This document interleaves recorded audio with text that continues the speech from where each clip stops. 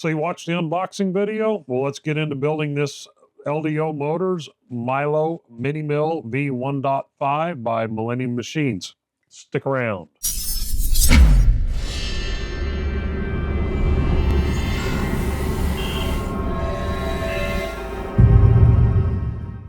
Hey everyone, welcome back. I'm Scott. Edge of 3D sign will pop up here somewhere. Anyway, we are back at the workbench now. We are going to build this Milo Mini Mill V1.5 by LDO Motors. Comes from the great minds of the people of Millennium Machines. Before we start on it, I want to go over a little bit over the tooling, how I get prepared to do a build. So we'll jump onto the desktop here right quick. What I did is I went through the manual here. I'll scroll down. Y-axis assembly is what we're going to start with today. I went through here, figured out all the parts that I'm going to need for this particular assembly. I've got all these laid out. Then I've already done all the heat sets. If you're this far into this hobby, heat sets, I shouldn't need to show you how to do those. There's no sense in spending time on a live video stream. The same with some of these parts have sacrificial floors in them. Like this one in particular, there's a sacrificial floor right here that I cut out. And then there's a sacrificial floor in here that I ran I think it was a 8.5 millimeter drill bit through. Yes, it was. Same on these here had sacrificial floors, 3 millimeter drill bit, got those punched out. I've already set all the heat sets into everything we're going to use in this first video. Let's jump over here to the manual. We'll go back to the top. Mini Mill V.1.5 assembly manual. As you will easily, very quickly notice if you've done anything with Voron, obviously, this is very Voron inspired. I think a lot of the people involved in the Mini Mill program are also Voron engineers. So a few things, I encourage you to read through this. Read here on the part list, printing guidelines. There are a few different things for the LDO version that you need to print.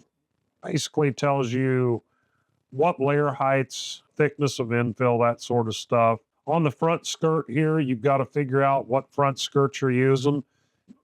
I'll be using this part here and this part here because mine will have the emergency shutdown button right here that LDO provides. Tells you here on T-nut applications. It doesn't tell you everywhere on this thing it's going to have T-nuts. There's a ton of them that go on this machine. And then these are some videos that you can go through and watch. The one here, Cold Blue Rails by Nero, that is a very interesting video. I seriously thought about it. At some point, I may disassemble the machine. I've actually got a friend that's got a Second Amendment shop, and he has hot bluing tanks. I reached out to him yesterday. He's just way backed up right now and doesn't have time to hot blue them. Might do that at a later date. And I think, where was it at here? It's down here a little bit further. It does tell you that in a lot of these pictures here, it's going to have this motor mount here. That is an old style. This is a new style. This is the new style we've got here. Already got the heat sets in it. So then on the Y-axis assembly plate, make sure and points out that this is not symmetrical. These three holes here do not line up. They're not symmetrical. So you have to have this oriented the correct way when you build it. Otherwise, things won't line up right. Let's get started. Here we go with Y-axis assembly, putting the carriages on. Now, it does tell you that somewhere on here, it's best to leave the carriages on the rail when you're attaching it to this. Then you can slide the carriages off. You can put the dummy rails in place. As you'll see, I've got a bunch here with dummy rails. Now, one of the things I do is when you get a kit from Jason, LDO Motors, it's going to have this nice big box of hardware. Everything's going to be in bags. All of your screws and T-nuts, heat sets, they're going to be in a giant bag, but they're going to be in individual bags. Rather than having to dig through here and look for a certain size screw every single time, I take an old tackle box that came from Fabreeko with a Mercury 1 kit, and I've got lots of these boxes down there. I take and lay everything out in there. Then on my 2D printer, I print out a map showing where everything's at, stick it to the inside of the lid. Then I can slide this right back here. There we go. When I need M3 by 8, they're right here. M3 by 5, right here. It's right there on the map. Excellent tool to takes, probably 20 minutes to make that, but probably saves a couple of hours of build time. So with that being said, we're going to go ahead and get started on this. One of the very first things, make sure you read. It says right here, don't populate every screw. The reason is this last row of screws right up here actually attaches a cable way. So this right here is going to use M3 by 5 socket screws. We're going to use a total of 12. We're going to leave this last row open. So this row right here, we're going to flip this over so it looks like the picture on the plate there. We're going to put screws in these 12 holes here. We're going to leave these 4 holes open. So I'm going to go ahead and lay the rails out here. And as you can see, I put zip ties in there because I've already had these rails on and off. We're not going to get into that. OBS crashed, only recorded half of what I was doing, and then a camera died in the middle of that. So I'm going to go ahead and clip these back off of here. When you open your rails up and take them out of the package, they'll have these little rubber plugs right here. They'll be plugged in there like that. It keeps the rail from sliding off. So I just kind of get it close, lay those up underneath there. It says to Loctite them. I'm going to Loctite 4 of them. I won't Loctite the rest just yet until I make sure everything is kind of squared up. Gotta get these in the right place. There we go. Getting closer. So these 4 holes right here are actually going to be covered up by the next set of blocks that we bolt on right here. So you're not quite going to be able to get to these. Play around long enough, we'll get it there. All right, we'll need M3 by 5s for these. I'm going to put all of them in, except the ones I intend on putting Loctite on. Just snug them down.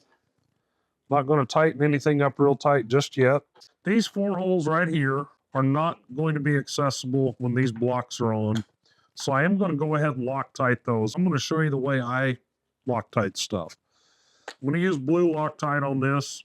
I suggest you not use red on these because if you ever have to take it back apart, you may not get red back off there. Not without a lot of heat and 4-letter words. What I do is I just take a piece of plastic, one of the bags that had parts in it, put a little dollop of Loctite on there like that, and I just take the screw. I'll show you here, get up close. I just literally tip the screw up like that. Just put a little drop right on the end of the screw. That's all you need. As you screw it down in there, it is going to coat all the threads. And I'm going to go ahead and tighten these down. Still going to leave the others loose so that we can adjust it. You see there, just a little drop on there is all it requires. Now in Steve Build's terminology, I'm going to give these some Ugga-Duggas. They're M3s, so about a 2 on the Ugga-Dugga scale. If you don't know what a Ugga-Dugga is, I'll put a link to Steve Build's YouTube channel in the description down below. I really strongly suggest you tune in and watch him on his live streams. Man does some amazing work, builds some amazing things. He's actually finishing up a series of live streams building this exact mill right now on his stream as I'm filming this. He's on to the wiring part of it. Like I said, I'm just snugging those up. We'll flip it back over here later, do some more on that. Now, we're going to flip it over like this. We're going to install these. So I'm going to take these rails out, put dummy rails in there. I'm going to slide these rails onto here, then we'll assemble the other side. Like I say, just slide these out. Don't just yeet them out of there. Gently slide them out. And then I've already got these preloaded on these dummy rails. And all you do is just take and line the end of the rail up with the dummy rail. Just gently slide those on there. That way you don't knock any of the balls out of the carriage. Again, line it up.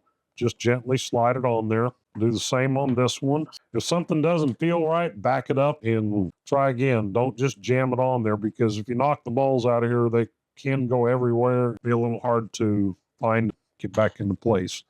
So we've got those loaded up. We're going to go ahead and slide these into here. Again, just gently. all you got to do. These fit pretty loose, so as you're flopping this around, they will have a tendency to slide out of there. This is more about keeping them clean when you go to slide the rails on, keeping everything lined up. So on this side here, same thing. Rough approximation of the carriages where they're going to be at. Get them laid up underneath there. This uses M3 by 10s. We'll get a bunch of those out here. Down these, I'm not going to Loctite any of them yet. I'm just going to get all 16 screws started. Well, it'll help if I turn the rails the right direction. Like, why aren't those holes lining up, Will? Because they run this way. I'm going to try to make it a double Y-axis. There we go. Now I can see all 4 holes. Normally, when I'm doing something like this, I just get the 4 outside corners to start off with. That has all the rest of the holes lined up. Okay, so the directions next call for, well, we can go ahead. Let me get my mouse back over here. I don't know where it took off to. We can go ahead and get this piece right here installed, but first, before we do that, I'm going to jump a little bit off directions. I'm going to grab the C channel that eventually is going to be here, but I'm going to use it for something here right quick. After I stick my finger in the Loctite, I'm going to grab 6 M3 T-nuts. Just going to drop them in here, locations on the rail at the moment. I'm going to show you why. Now, is this necessary? No. Is it what it calls for in the manual? Again, no. But in my mind, it works. And I will show you in a minute. I'm just going to secure these if I can find the next T-nuts.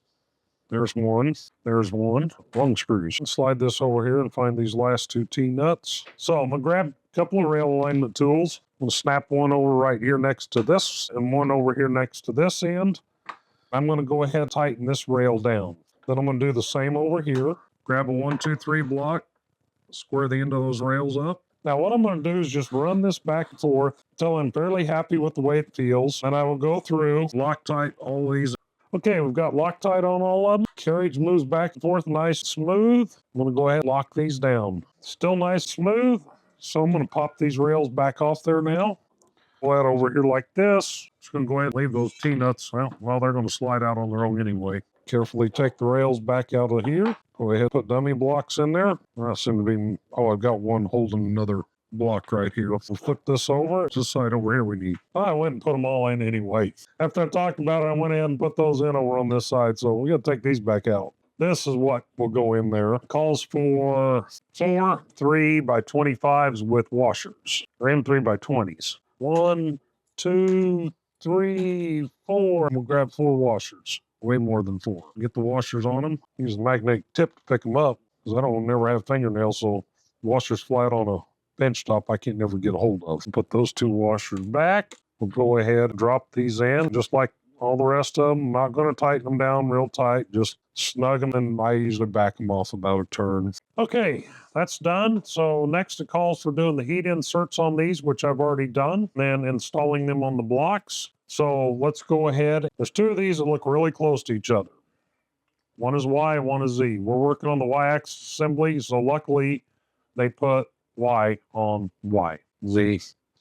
Now, the flow of the directions, it's telling us to install these first and then do the preloads. I'm going to do the preloads first. So I've already got this assembled here on the stepper motor.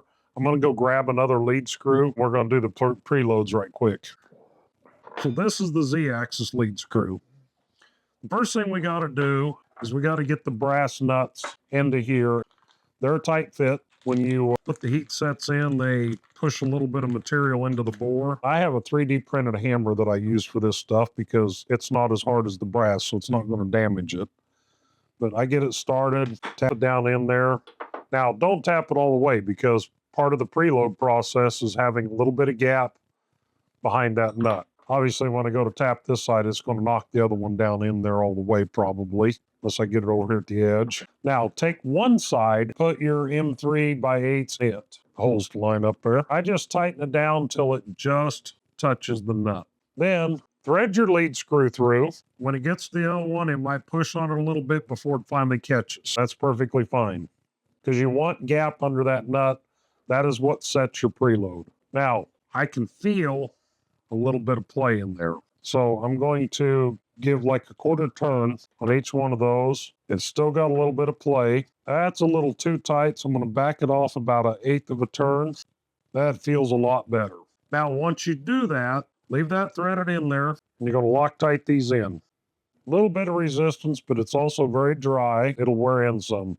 So there we go. Our preload is set on the Y bearing block. I'm going to go ahead and do the same thing to this bearing block here. Almost feels like it's an M3x10. Okay, so that's got our preloads done. I'm happy with the way that feels. Let's see what's up next here. Oh yeah, got to actually mount the blocks to the plate. So we'll start with the Y block, slip it up underneath there, kind of get the M5 holes lined up. This calls for M5x16s. You'll want to Loctite these. Now, it's not so much important right here where we're going through metal, but when you get to printed parts that you're putting screws through with Loctite on them, you want to be careful not to smear Loctite all over the ABS or ASA. It can have some strange reactions or cause cracking and fractures and stuff. So just be mindful of that. Don't go all ham-fisted on these, just tightening the snot out of them, because you are actually just pulling on heat set inserts, not wanting to cooperate. There we went. Finally dropped in. Okay, now we'll flip this over and install the other block. Slide these out of the way. Same thing here, M5x16s with a little bit of Loctite on them. Okay, let's see what we got next here. We already did that, putting the heat sets in these parts. We've already done that. Now right here, telling you to put the bearings in this at this stage. I'm going to tell you right now, don't do it. They'll fall out multiple times. So we're going to skip past that. Now we are going to bolt the new motor mount onto the end of the C channel. Get some tools out of the way here. This is the new motor mount. This is our C channel. It uses 2 M5x12 button heads. I will tell you, you can go ahead and Loctite these in because this piece here stays. Now, what I was talking about before, let me show you. What I do after I dip the screw in the Loctite is I take my finger, actually roll it into the threads. That way, when I'm shoving it down through this printed part, it's not dragging all that off, getting underneath the head of the screw down in. I'll leave that loose till I get the other one. I already have it out here. Same thing. I've got the Loctite loaded on there. I'll just take my finger, work it down into the threads.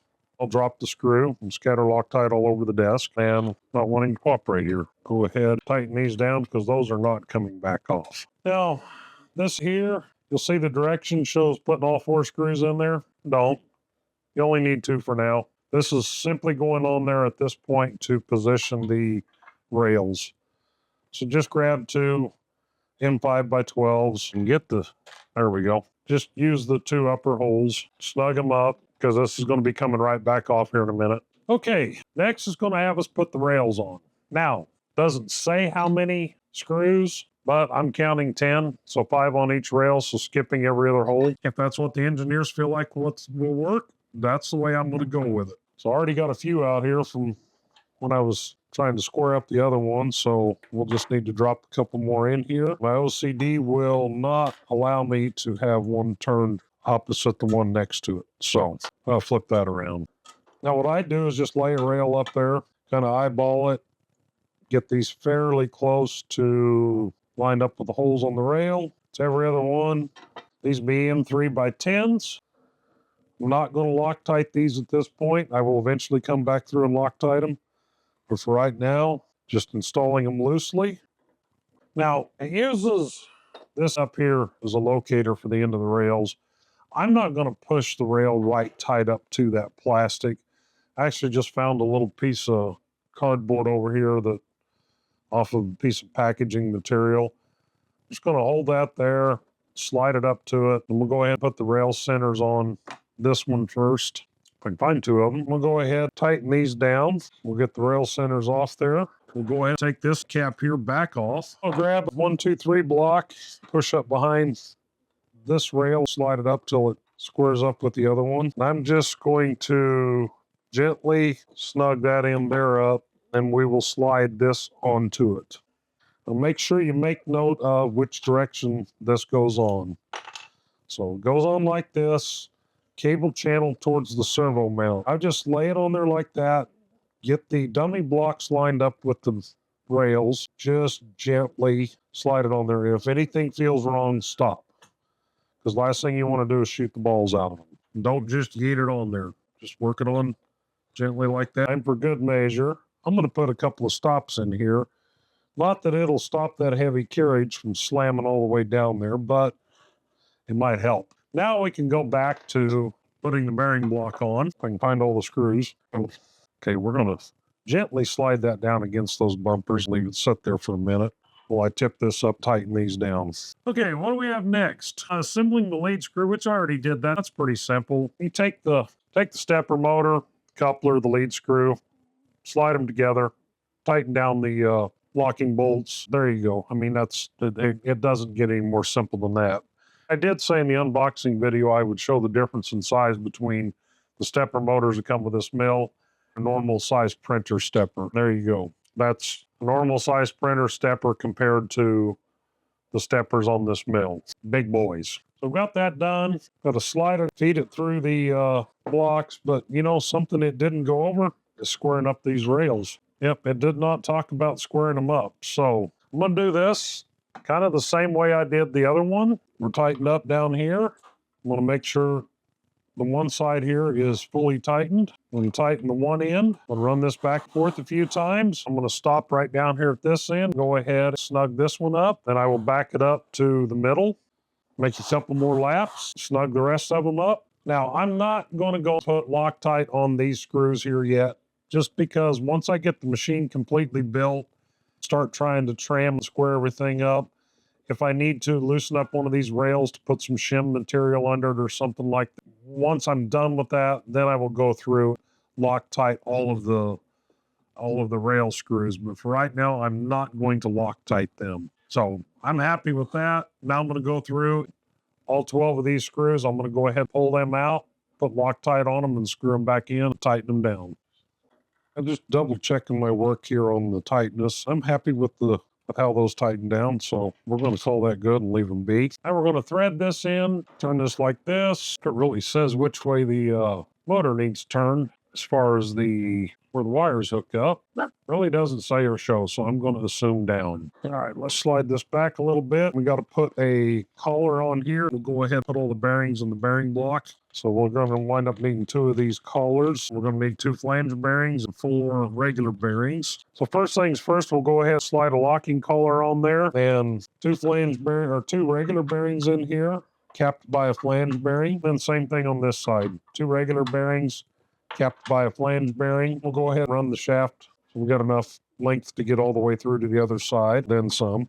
Go ahead and slide that in. Okay, it's sticking out the other side now, so we'll just slide that up. I'm going to go ahead and bolt the motor on. Calls for M5x30s. See right here. So we'll bolt the motor on, then we'll come back and do the locking collars. So M5x30s, 4 of those. I'm going to go ahead and Loctite these. Same thing, because it's going through plastic. I get there on the threads with my fingers so that it's not just all globbed up. Drags it all off onto the material going in there. Go ahead and tighten these down. I do a crisscross pattern.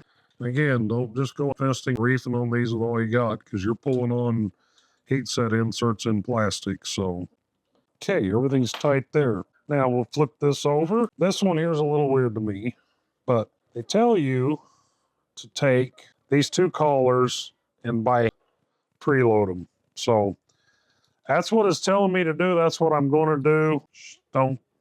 Doesn't seem quite right, but I'm not an engineer either. So we'll squeeze those and turn it quarter turn and get those tightened down. I think the last thing it has us do is, well, the Y stop, but it'll tell you right here to leave it off so you don't damage it. The heat sets for the Y-axis cable chain. So I've already put the heat sets in. Here's the part. I think it's M5x12 button head, an M5 roll-in T-nut. Now, this thing doesn't like up on its own at this point. So we'll throw it on some 1, 2, 3 blocks and see if it'll set while we're doing this. It doesn't really say in the directions how far. So I'm just kind of using the end of the rail here as a guideline. I'll get this started first and then I'll back it back up. Just more or less lining this here up with the end of the rail right there like that. I'll go ahead and lock it down there. Then I don't know which cable chain is which. There's three of them in here. They're all three different lengths. So, and I can see right now that I have the wrong printed part here because this is a LDO 3-hole cable chain. I printed a 2-hole cable chain part. So I'm going to have to go look in the documentation to see if there is a 3-hole cable chain piece for right up here. So I'll look at that. We will revisit that when we start the next chapter, which will be assembly of the Z-axis, or X-axis, excuse me. So let's see here. Yep, next will be the X-axis. So that's it. There's our completed Y-axis for today. We will do the X-axis next, then Z, and then we'll build it. So with that, I appreciate each and every one of you that take the time to watch through these. I know this one was going to run a little bit long because went over quite a bit of stuff. Like I say, we're going to get this thing built. It's going to be Rocky Mountain Rep Rap Festival. Last but not least, if you like these, hit the thumbs up. Hit the subscribe button if you want to see more. Hit the bell icon so you'll know when I upload the next one. I appreciate it. As always, peace out.